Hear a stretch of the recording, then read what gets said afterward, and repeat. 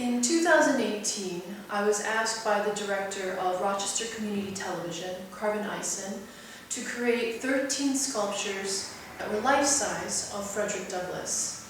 This was in celebration of the bicentennial of Frederick Douglass's birth, which he proclaimed to be February 14th.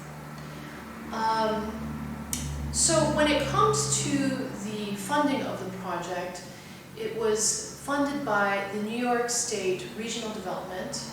Locally, it was funded by the Rochester Community Foundation and also an individual named Michelle Daniels.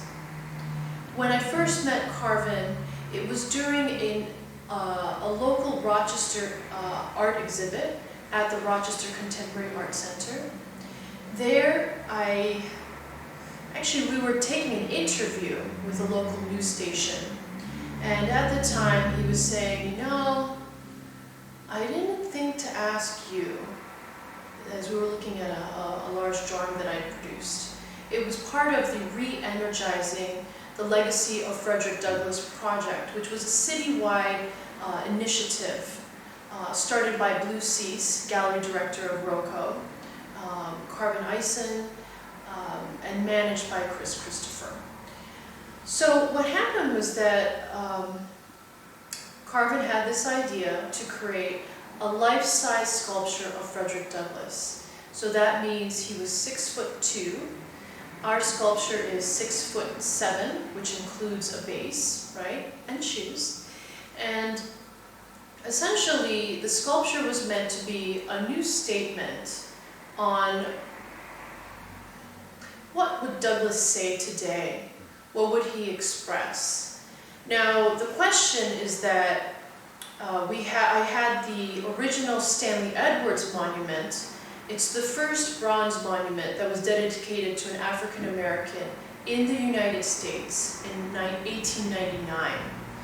Now, when that sculpture was made, there's a certain kind of body language, and I'll explain that to you physically, right?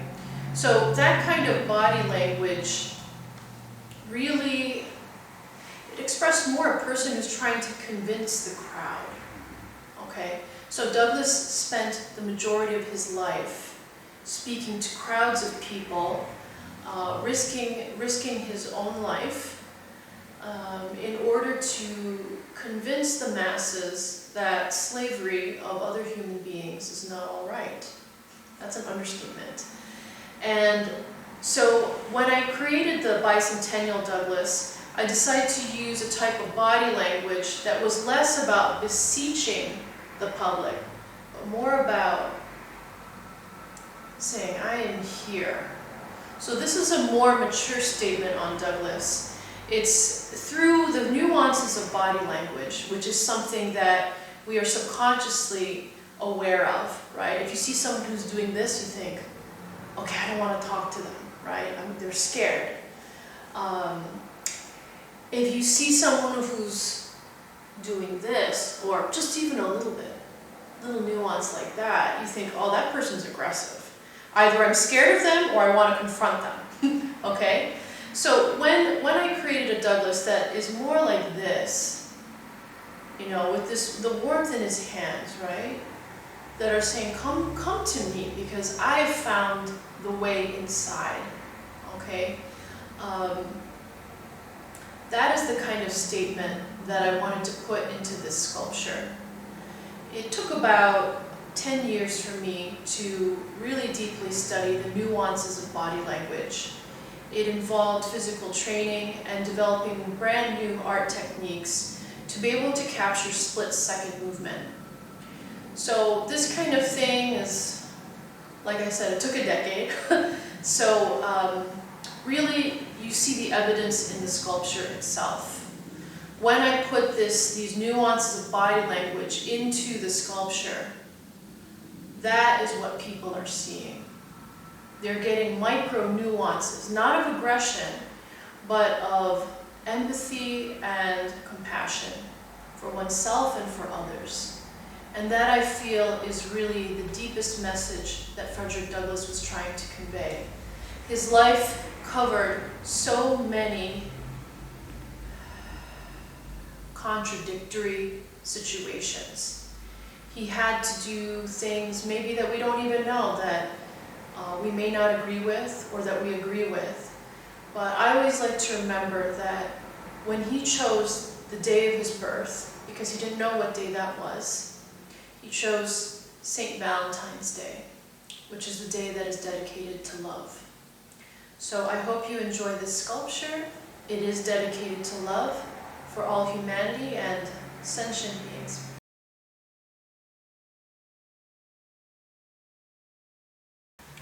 One of the very interesting features of this new bicentennial Frederick Douglass sculpture is that when I put a call out to the volunteers, we got people from all walks of life. I mean, children, grandparents, people from all professions, various backgrounds of ethnicities, religious beliefs, political leanings, sexual or non-binary orientations. I mean, we really got every kind of person showing up for this sculpture. And I think it's really quite representative of how our world has changed, in that everybody now is moving forward to working together and obviously accepting that we're all different, and at the same time seeing that there are common things that bring us all together. Now, I find it kind of interesting. So we had 150 volunteers come for this piece, and it was quite interesting too, because most people didn't even make art or even really knew how it was created. So when we all came together with this public art project, what we did was brought a sense of discovery and also this sense of wonder when we were making these sculptures. I think people were really quite surprised as to how much they were able to do when they decided to be creative. Now, the interesting thing about how this relates to the orientation of Douglass, now it is known that when the sculpture of Frederick Douglass, the 1899 one, was installed, Susan B. Anthony was present, and she said that she was very insistent that the sculpture of Frederick Douglass did not face south. She believed that Frederick Douglass would have been very angry about that. Well, when it came to the installation of our bicentennial sculptures, the 13, at first we had tried to adhere to what Susan B. Anthony had requested.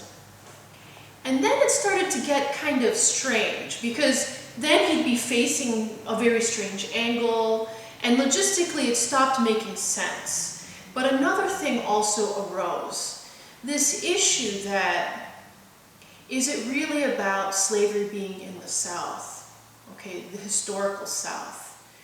Really now, I think what we've all come to realize as a world community is that slavery has existed in many forms all throughout the planet. And I really do believe that, and it is evident actually, that the variety of volunteers that appeared, many of them came because they're aware of this issue of slavery, and we all want it to end. So it is quite appropriate that this time, when we situated sculptures in each location, we always moved it to wherever was appropriate, with the mentality that it's no longer about one direction. It's about this need for complete unity throughout the entire planet. And so Douglass is facing every kind of direction, because the message is really about the whole. When it comes to having one of my Frederick Douglass sculptures here at the Mount Hope Cemetery, obviously it's an incredible honor. Sitting right here next to a sculpture of Papotti, here in marble, it's just amazing. When I studied in Florence, Italy at the Florence Academy of Art, I really admired this presence of artists of the past.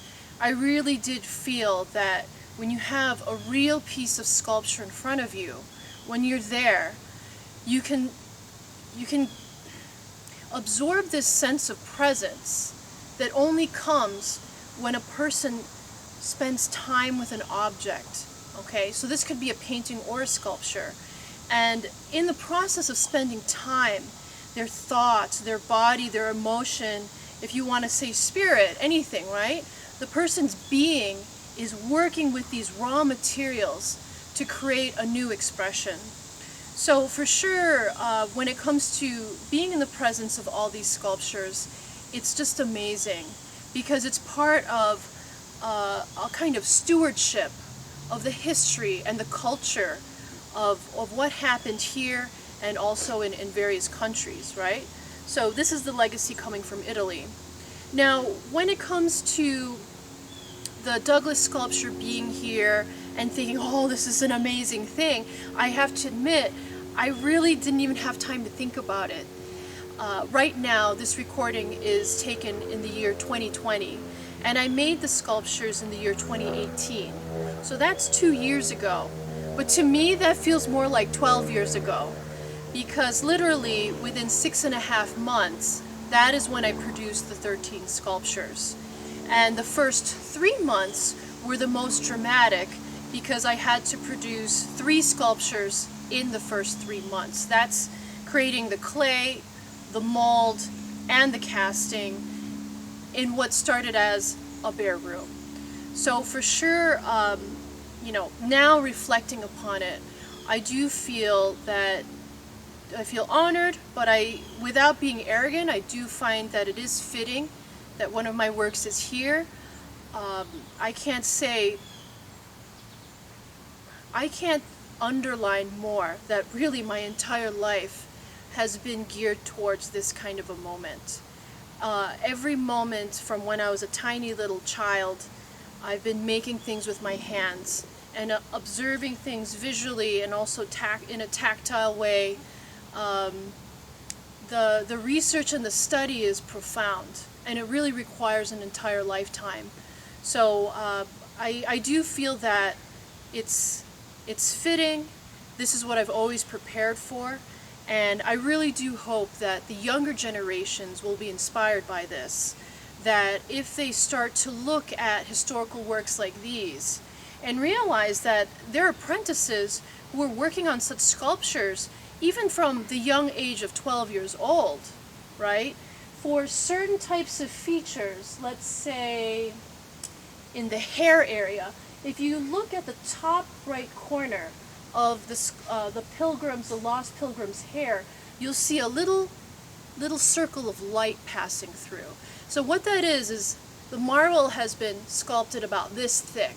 So that's about 1/8 of an inch, okay? If you think about carving a piece of marble, that is actually, for his time, it's actually kind of thick. In his time period, they were producing marble sculptures where you could see a fine fish net, okay? And the way that was produced was typically you'd have like a 12 or 13-year-old child pulling on the string for what is now called a bow drill in America. In Italy, it's called the violino, which is violin. So essentially, it looks like a bow, and then the young person is pulling on this bowstring, and it's literally a manual drill. And because it's manually done with the rate at which a child can pull, that is a much more gentle way to drill through the marble. So this is the type of beginner's training that, children, I'm talking to you, all right, started to do, and through this practice developed this sensitivity to materials. And later on, as a person develops as a creator, is able to create things that are would seem unbelievable. But it all has to start from a young age, if possible, and there has to be a longer vision. Can't be like a 5-second text that you think is going to make the artwork. It's hundreds upon thousands of moments where you're concentrating and you're focusing and your being is going into creating something new.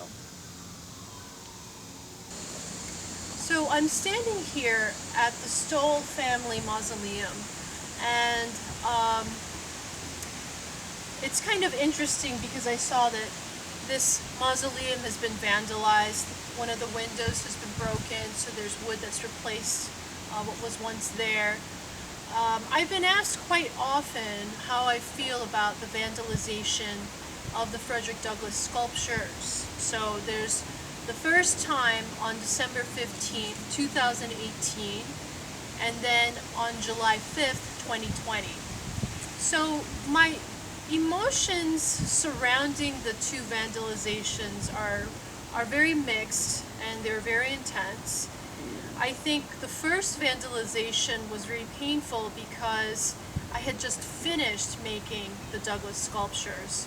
I was absolutely exhausted, and in the time when I needed to rest, a sculpture got destroyed, and there was an enormous amount of anger in the community and throughout the nation. I don't know why, but our Douglass has really received a lot of coverage.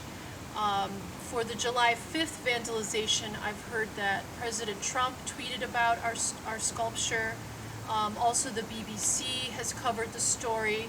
My friends in Italy and England and throughout Europe have all been notified of this. So I know that it's a very, very hot political issue. I can't stress more that I made the Frederick Douglass sculptures more because I see him as an inspiring example of humanity, and that his goal was about a unified effort and a unified sense that we are really one great family. I can't stress that enough. I think that the first vandalization, it was two young men. I think the first thing, which is kind of shocking to me, because it reveals how I feel as an artist, is that the arts are not appreciated enough. I think that there's quite a bit of media, movies and news stories, and just a general kind of negative take on artists, that there's a certain level of egotism and self-centeredness, and a lot of times associating artists with substance abuse as well. So I can't say even enough how I disagree with this. At least as setting my own personal example, that an artist really is searching for the keystones of creation, to whatever capacity, either their self-expression, expressing maybe feelings or thoughts that cannot be processed with verbal language. I find that the arts have a way of unlocking internal gateways that can really help a person become more whole. So when I heard about the vandalization from December 15th, I really thought, these two young men, they say they were drunk. I can't know what they were thinking. I can't say or speak for them. But the thing I can see throughout our nation and even throughout our world is that there's not enough appreciation for the usage of art as a way to help people feel more whole, to communicate to others, and also to process their own thoughts and feelings. And I see that the abuse of substances, whether it be alcohol or drugs, much of the time, and psychological problems as well, much of the time are coming from people's inability to process how they think and how they feel. And the arts in particular address that directly. So I do feel that this is something that was not covered enough, that the arts are essential to our culture, and not just as a historic legacy, but also as a way of helping our communities to become much more self-aware, and also to help our individuals to heal themselves, to know themselves, and to become active, creative individuals.